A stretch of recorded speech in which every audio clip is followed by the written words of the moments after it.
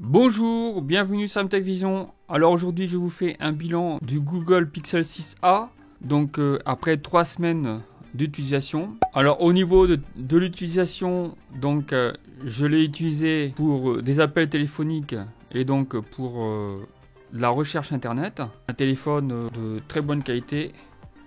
Au niveau du son, il est de assez bonne qualité.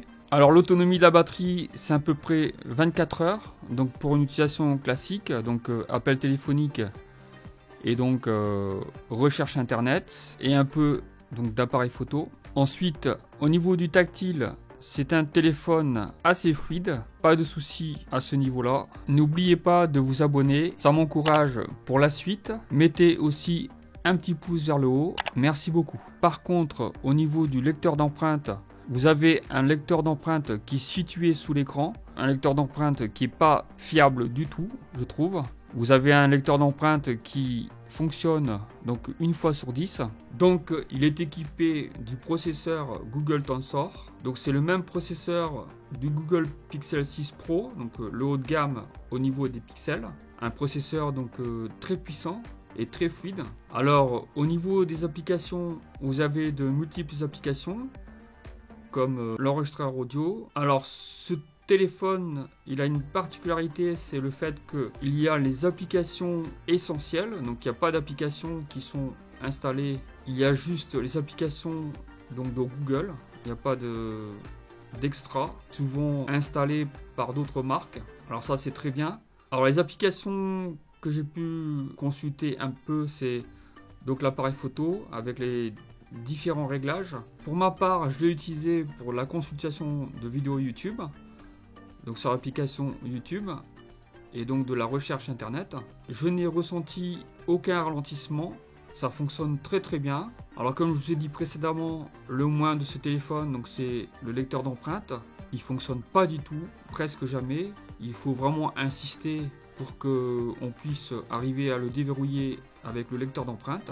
Je pense que c'est le problème du lecteur d'empreintes sous l'écran qui cause problème. N'oubliez pas de vous abonner, ça m'encourage pour la suite. Mettez aussi un petit pouce vers le haut, merci beaucoup. Donc après, l'aspect général du téléphone est de très bonne qualité, très bien fini. La prise en main aussi. Alors au niveau des appels, pour le son, la qualité est très bonne. On entend très très bien la personne au bout du fil. Il n'y a aucun souci là-dessus. Ce que je regrette, c'est de ne pas avoir de bouton pour le mettre en mode silencieux. Alors au niveau de la charge de batterie, j'ai un transformateur donc de 30 watts que j'utilise pour d'autres matériels. Donc du coup, il se met en charge rapide.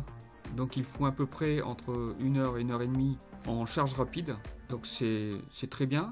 Alors un réglage que j'ai découvert sur ce téléphone, c'est quand vous mettez donc une protection d'écran donc en vert, vous avez un mode que vous pouvez activer pour augmenter la sensibilité de l'écran et donc éviter les problèmes au niveau du tactile.